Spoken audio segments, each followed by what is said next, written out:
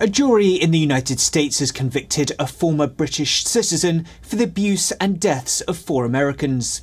The convict Shafee Elsheikh is a member of the brutal Islamic State cell known as the Beatles.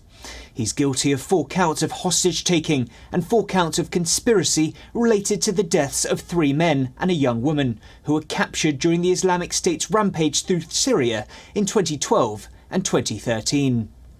The group is nicknamed the Beatles for their British accents. Elsheikh and his co-conspirators had worked together to kidnap and abuse more than 24 Western hostages in Iraq and Syria. Elsheikh is the most prominent member of the Islamic State to be brought to trial in the United States. He was captured in Syria by a Kurdish-backed militia in 2018, and he tried to flee to Turkey. The verdict capped an emotionally charged 2-week trial that featured the testimony of 35 witnesses, including 12 former captives. The testimonies detailed relentless beatings, sexual abuse, waterboarding and killings perpetrated by the cell of 3 to 4 radicalised young Britons. In August 2020, the then US Attorney General William Barr even agreed to waive a death penalty against the men in exchange for cooperation from British prosecutors. But the United Kingdom eventually shared key evidence in the crucial case, including email exchanges between Elsheikh and his family. The families of the victims have worked for years to secure a conviction and have pressured the Justice Department to overcome logistical, legal and political impediments. Elsheikh and an associate, Alexandra Coty, who were captured together in Syria, were brought to the American courtroom for a trial and eventual verdict. And now we're joined by Susan Tehrani from New York. Susan, what is the significance of this verdict?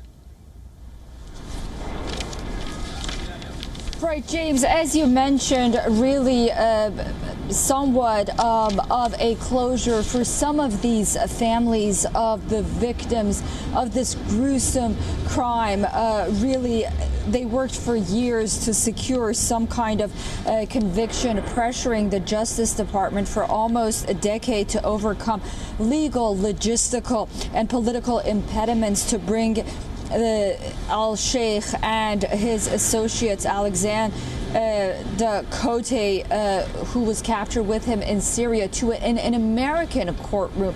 And this happened under the Trump administration with Attorney General Bill Barr, when he agreed with the British in an agreement that he wasn't going to go with the death penalty, and that's when the British shared intelligence and brought these militants, these convicts, basically to an American courtroom to face justice in the state of Virginia. After this hearing, this court case, we heard from the family of Diane Foley, the mother of journalist James Foley, who was beheaded on camera back in 2014. She said 10 years is a long time to wait, but we finally have justice for these 4 brave Americans.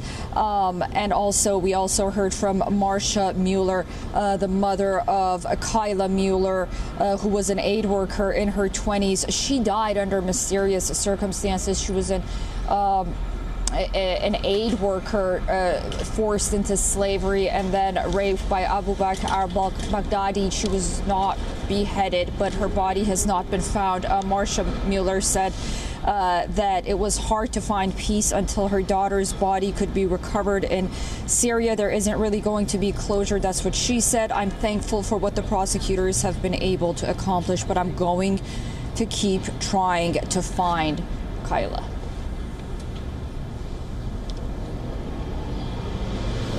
Susan Tehrani in New York. Susan, thank you.